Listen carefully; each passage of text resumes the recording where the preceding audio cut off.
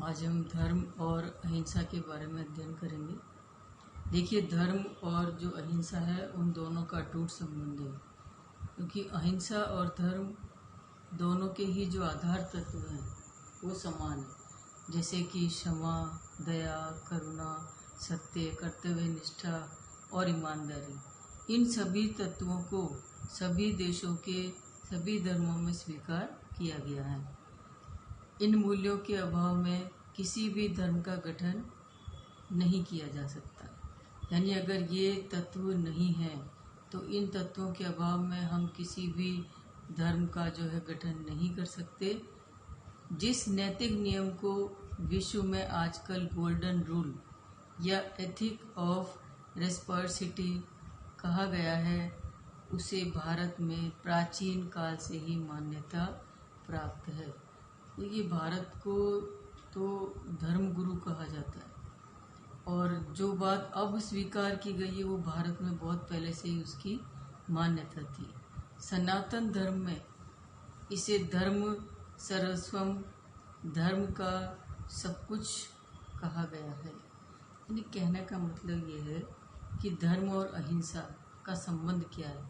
तो अभी आपको बताया कि भाई धर्म और जो अहिंसा है दोनों में ही अटूट संबंध है, क्योंकि जो दोनों के ही समान तत्व जैसे क्षमा और दया, करुणा, कर्तव्य निष्ठा, ईमानदारी, अगर ये सभी तत्व ना हो तो हम धर्म का गठन नहीं कर सकते। तो ये है धर्म और अहिंसा का संबंध।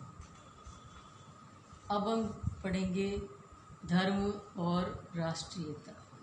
धर्म और राष्ट्रीयता का क्या संबंध है। कई बार मनुष्य किसी के बहकावे में या अंधानुकरण करते हुए कुछ भ्रांतियाँ अपने मन में पाल लेता है और हम चाहें किसी भी धर्म के अनुयायी हो अथवा किसी भी पंथ का अनुसरण करते हो, राष्ट्र हम सबके लिए सर्वोपरि है। चाहे हम किसी भी धर्म को माने, किसी भी पंथ को अपनाएं, लेकिन सबसे ऊंचा जो होता है वो राष्ट्र धर्म होता है। यानी हमारा कोई मत, भाषा, मान्यता और धर्म राष्ट्र से ऊपर नहीं हो सकती। हमारे विचार, हमारी भाषा, हमारी मान्यता, ये सब, इन सब से ऊपर है धर्म, इन सब से ऊपर है राष्ट्र। और मतलब किसी भी कोई भी जो जैसे धर्म है, भाषा है, इनमें सब, इनको हम कोई ऊंचा नहीं मान सकते। सबसे ऊंचा क्या होता है? राष्ट्र धर्म। तो स्पष्ट है कि राष्ट्र धर्म सर्वोपरि है। यानी राष्ट्र जो है इन सभी मान्यताओं से ऊपर है और राष्ट्र की सुरक्षा, राष्ट्र का विकास, इसकी एकता और उन्नति में ही सबका हित है। राष्ट्र सर्वोपरि कैसे है? क्योंकि राष्ट्र की सर्वोपरिता में क्या आता है? जैसे राष्ट्र की सुरक्षा है, राष्ट्र का विकास है और एकता और उन्नति में ही जो है सबका जो है विकास संभव है। वस्तुतः धर्म व्यवहार में परमार्थ की विलक्षण कला है। जैसे धर्म का मूल सार यही है कि हम अपने धर्म संप्रदाय, वर्ण, आश्रम का अनुसरण करते हुए भी परमार्थ में जुटे तथा राष्ट्र को सर्वोपरि माने। हम अपने धर्म का पालन करें, अपने संप्रदाय को अपनाएं, लेकिन वो सब करते हुए भी हम जो है परमार्थ का कार्य करें और राष्ट्र को सर्वोपरि माने, क्योंकि राष्ट्र से ऊपर जो है ना तो हमारा धर्म है और ना हमारी भाषा है। तो हमें राष्ट्र को सर्वोपरि मानना है, क्योंकि जब हम राष्ट्र को सर्वोपरि मानेंगे तभी जो है राष्ट्र का जो विकास संभव हो सकता है। तो ये है धर्म और राष्ट्रीयता। अब हम देखेंगे भारतीय संस्कृति में धर्म की संकल्पना। देखिए, इस पर प्रश्न आता है, भारतीय संस्कृति में धर्म की जो संकल्पना है वो क्या है। तो इसको आज हम अभी समझेंगे कि धर्म भारतीय संस्कृति और दर्शन की प्रमुख संकल्पना है। धर्म जो है वो भारतीय संस्कृति और दर्शन की प्रमुख संकल्पना है। विभिन्न जो मतांतरों के आधार पर धर्म की विभिन्न परिभाषाएं और धर्म के विभिन्न अर्थ बताए गए। यानी धर्म को विचारकों ने अलग अलग रूपों में परिभाषित किया। तो लेकिन धर्म की सटीक व्याख्या और अर्थ जो है सनातन ग्रंथों में उल्लेख मिलता है। संस्कृत में धर्म शब्द धारणार्थ से बना है। संस्कृत में जो धर्म शब्द है उसकी उत्पत्ति किससे हुई है? धारणार्थ से, जिसका अर्थ है धारण करना। यानी धर्म का अर्थ है धारण करना। धर्म शब्द का पश्चिमी भाषाओं में कोई तुल्य शब्द जो है पाना बहुत ही कठिन है, लेकिन भारतीय संकल्पना में धर्म केवल लौकिक धर्म नहीं है। यानी लौकिक का मतलब सांसारिक। भारतीय संकल्पना में धर्म को केवल सांसारिक धर्म ही नहीं माना। भारतीय संदर्भ में धर्म के विभिन्न अर्थ हैं, उनको विभिन्न अर्थों में लिया है। जैसे कि कर्तव्य, अहिंसा, न्याय, सदाचरण, सद्गुण, इन सब से मिलकर जो है वो धर्म का निर्माण हुआ है। धर्म का इसका मतलब है कि अगर हम अपने कर्तव्य का पालन करेंगे, अहिंसा का पालन करेंगे, न्याय के आधार पर कार्य करेंगे और सबके प्रति अच्छा आचरण करेंगे, सद्गुणों का विकास करेंगे, तो ही हम जो है वास्तव में धार्मिक कहलाने के अधिकारी हैं। क्योंकि धर्म की पाश्चात्य धारणा भारतीय धारणा से बिल्कुल भिन्न है। भारत में जो धर्म की धारणा है वो पाश्चात्य धर्म से जो है बिल्कुल अलग है। धर्म के बारे में ये कहा जा सकता है कि यह जीवन जीने का रास्ता बताता है। तो वास्तव में धर्म हमें क्या सिखाता है? धर्म जो है हमें जीवन को जीने का तरीका सिखाता है। सभी धर्म में इसी बात को लेकर अलग अलग जो है अपने विचार दिए गए, अलग अलग व्याख्याएं की गई। धर्म केवल नियम और कानूनों में बंधना नहीं, बल्कि धर्म एक इंसानियत का जो है भाव बनाए रखने में मदद करता है। तो देखिए, धर्म जो है, धर्म का अर्थ केवल नियम और कानूनों का पालन करना नहीं, वरन इंसानियत का भाव बनाए रखना और मदद करना, लोगों की मदद करना। आज के परिप्रेक्ष्य में यह आवश्यक है कि मानवता के धर्म को सबसे श्रेष्ठ धर्म समझा जाए। अब सबसे श्रेष्ठ धर्म कौन सा धर्म है? सबसे श्रेष्ठ धर्म है मानव धर्म। मानव धर्म का मतलब है मानव मात्र की सेवा करना ही सबसे श्रेष्ठ धर्म है। और ऐसा करने से बाकी सभी कुछ आसान हो जाएगा। अगर हम मानव मात्र की सेवा करेंगे तो और सभी जो कार्य है वो करना हमारे लिए बहुत ही सरल हो जाएगा। धर्म की प्रारंभिक जो बुनियाद है वो परिवार में बच्चों को दिए जाने वाले संस्कारों से ही होती है। यानी बच्चों को जो प्रारंभ में ही धर्म का जो ज्ञान दिया जाता है वो परिवार के माध्यम से दिया जाता है। परिवार से ही बच्चों में जो है संस्कार जो है पैदा किए जाते हैं। अब देखिए, ऋग्वेद में भी कहा गया है कि अद्वितीय ब्रह्म या सत्य एक है। ब्रह्म या सत्य केवल एक है। ईश्वर यानी कहने का मतलब है कि ईश्वर एक है, ईश्वर की सत्ता एक ही है। लेकिन जो बुद्धिजीवी वर्ग है उन्होंने उसको अलग अलग नामों से संबोधित किया है। यानी ईश्वर तो एक है, लेकिन जो बुद्धिजीवी वर्ग है उन्होंने उसको अलग अलग नाम दे दिए। जैसे ऋग्वेद में ब्रह्म को इंद्र, अग्नि, मित्र, वरुण एवं मातृ, शिवावन आदि जो नाम से इनको संबोधित किया। तो वस्तुतः वास्तव में देखा जाए तो ईश्वर तो एक ही है और उसे अपने स्वरूप को अनेक रूपों में प्रस्तुत कर सृष्टि की रचना करता है। अब ये तो बुद्धिजीवी वर्गों के द्वारा उसको अनेक रूपों में बांट दिया गया, लेकिन वास्तव में ईश्वर की सत्ता तो एक ही है, ब्रह्म एक ही है, जिसके द्वारा इस सृष्टि की रचना की गई है। तो प्रसिद्ध भारतीय दार्शनिक जो याज्ञवल्क्य है ने भी धर्म के लक्षण बताए। क्या बताएं, देखिए अहिंसा, सत्य, चोरी न करना, चोरी न करना मतलब अस्त्य जो है वो चोरी न करना, स्वच्छता, इंद्रियों को जैसे वश में करना, और दान, इसके साथ ही संयम, दया एवं शांति।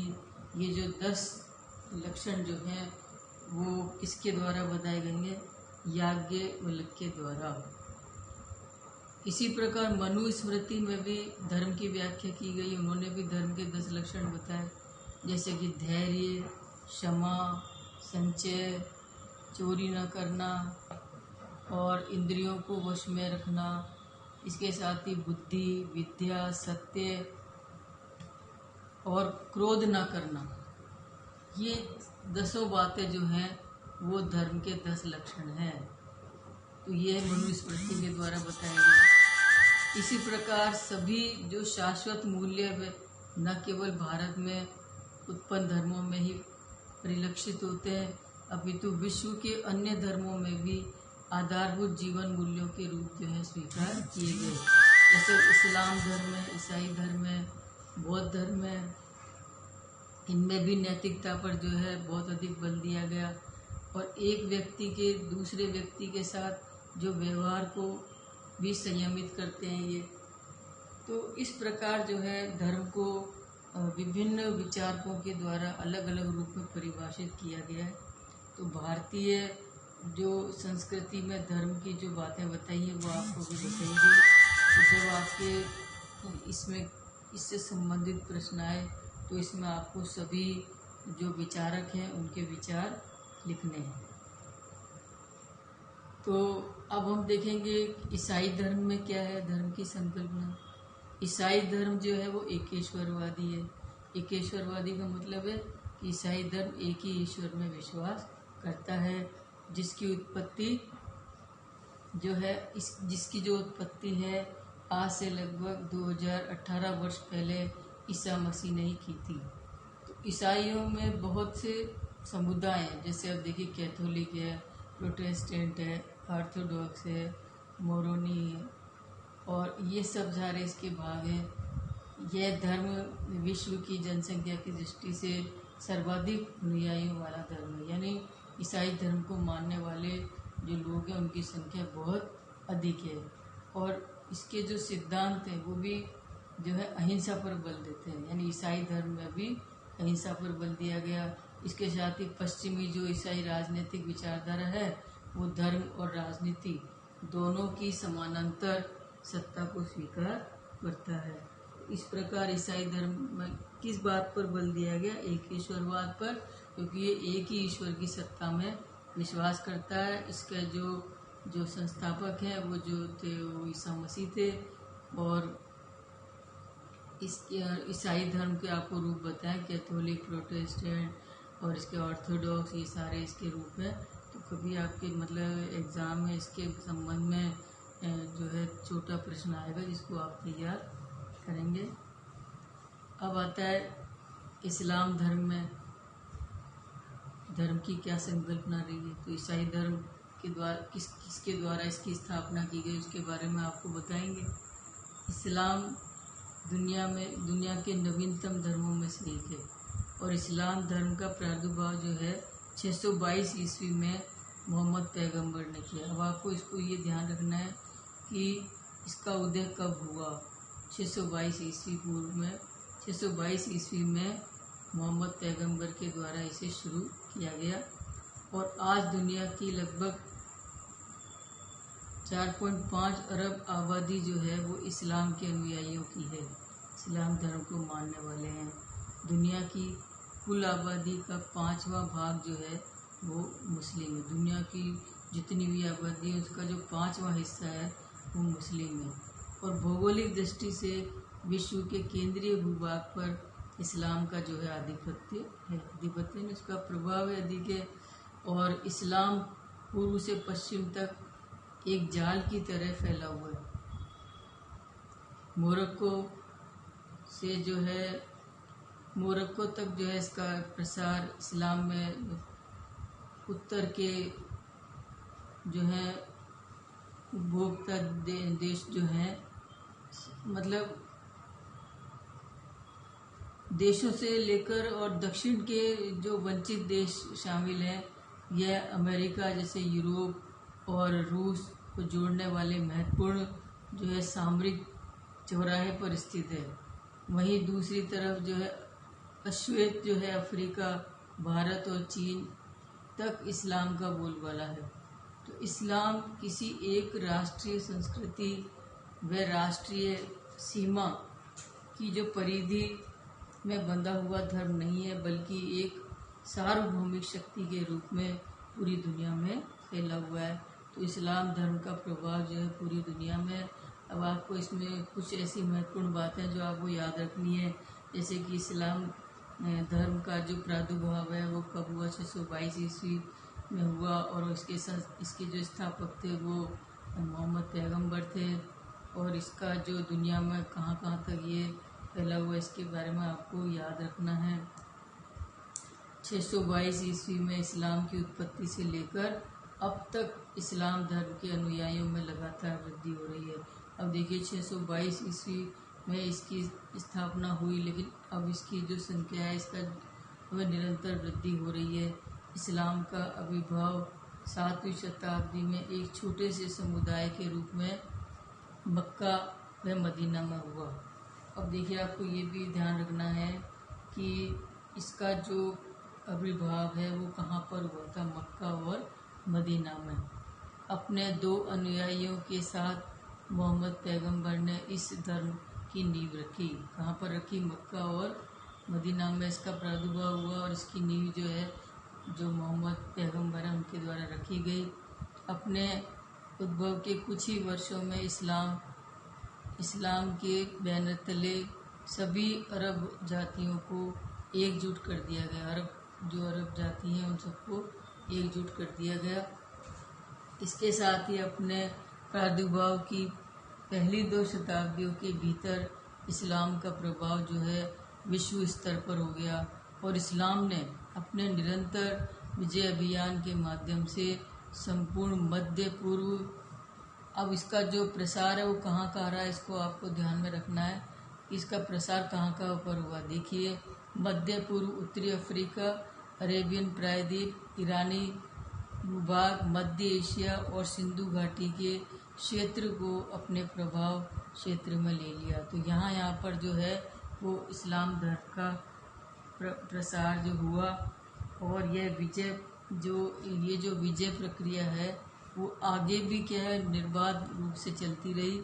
बाद में इस्लाम को प्राचीन मिस्र और मेसोपोटामिया की सभ्यताएं जो हैं विरासत में प्राप्त हुई।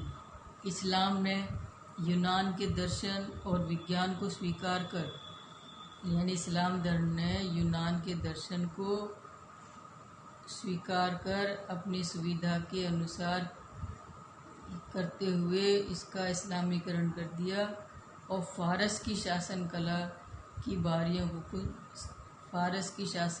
की बारीकियों को सीखते हुए उन्होंने यहूदियों के कानून की जो है तार्किकता और इस्लाम और ईसाई धर्म की जो तरीके हैं उनको उन्होंने अपना लिया।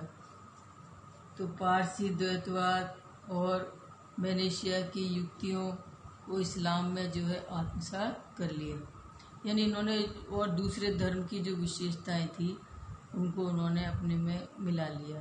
तो इस्लाम धर्म ने अपनी पूरी विजय यात्रा में महायान बौद्धों और भारतीय दर्शन और विज्ञान को स्वीकारने से भी कोई परहेज नहीं रखा। यानी इस्लाम धर्म ने क्या किया, और धर्म की जो विशेषताएं थी उनको अपने धर्म में स्वीकार कर लिया। इस्लाम के महानगरीय केंद्र बगदाद। अब देखिए इसको आपको ध्यान रखना है, इस्लाम के जो महानगरीय केंद्र हैं कौन कौन से हैं। बगदाद, काहिरा और कोरडोबा, दमिश्क और समरकंद ऐसी भट्टियों में परिवर्तित हो गए, जिसमें इसकी सांस्कृतिक परंपराओं की ऊर्जा को नए धर्म और राजनीति में बदल दिया। तो इस्लाम धर्म के आध्यात्मिक और अलौकिक और व्यवहारिक, धार्मिक और धर्मनिरपेक्ष में भेद नहीं करता। यानी इस्लाम धर्म जो है वो लौकिक अलौकिक, लौकिक का मतलब सांसारिक हो गया और जो अलौकिक है वो पारलौकिक हो गया। तो ये किसी प्रकार का इसमें कोई भेद नहीं करता है। जहाँ पश्चिमी ईसाई राजनीतिक विचारधारा में धर्म और राजनीति दोनों को समांतर सत्ता को स्वीकार करते हैं, वहीं इस्लाम धर्म और राजनीति के मध्य कोई भेद नहीं करता, दोनों में कोई अंतर नहीं करता, दोनों को एक दूसरे से गुथा हुआ मानता है। किसको? धर्म और राजनीति को ये अलग नहीं मानते, इनको दोनों को एक दूसरे से जुड़ा हुआ मानते हैं। इस्लाम राज्य व शासन शक्ति व सत्ता, नियम और वफादारी में जो व्यापक विविधता को स्वीकार करता है। इसके साथ ही एकता के सिद्धांत पर आधारित है, एकता के सिद्धांत पर आधारित है। और हालांकि इस्लाम में ऐसी राजनीतिक सोच की कार्य योजना को तैयार करना अभी संभव नहीं है, जो कि अभी संभव नहीं हो सका है, जो कि इसके विभिन्न सांस्कृतिक प्रस्तरों से ऊपर खड़ा हो।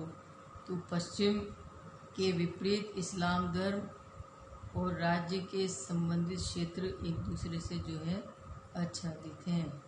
तो अब ये हमने देखा, देखिए इस्लाम धर्म की संकल्पना। अब इसमें आपको ये महत्वपूर्ण चीज़ें हैं, जैसे कि इस्लाम धर्म का उदय कब हुआ, इसकी स्थापना किसने करी और इसका जो फैलाव है वो कहाँ कहाँ पर हुआ।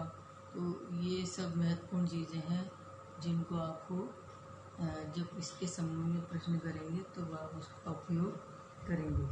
तो अब आपके इसमें अलग अलग प्रश्न बनते हैं। देखिए, एक तो भारतीय संस्कृति में धर्म की संकल्पना क्या है, इसको आप विभिन्न विचारकों के जो विचार हैं उनसे जो है बताएंगे उनको इसमें। इसके साथ ही धर्म और राष्ट्रीयता क्या है, धर्म और धर्मनिरपेक्षता क्या है, धर्मनिरपेक्षता धर्म और अहिंसा क्या है ना, और धर्म और राष्ट्रीयता क्या है। तो इनके बारे में आप थोड़ा थोड़ा लिख लीजिएगा।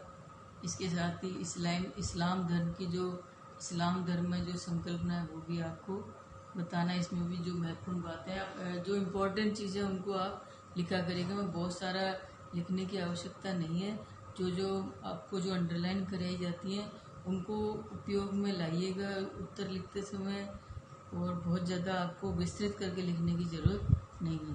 हम छोटे में भी बहुत अच्छा उदाहरण से ही जो है लिख सकते हैं, जो हमारा उत्तर ज़्यादा प्रभावी होगा, तो उसमें आपको अच्छे अंक प्राप्त होंगे।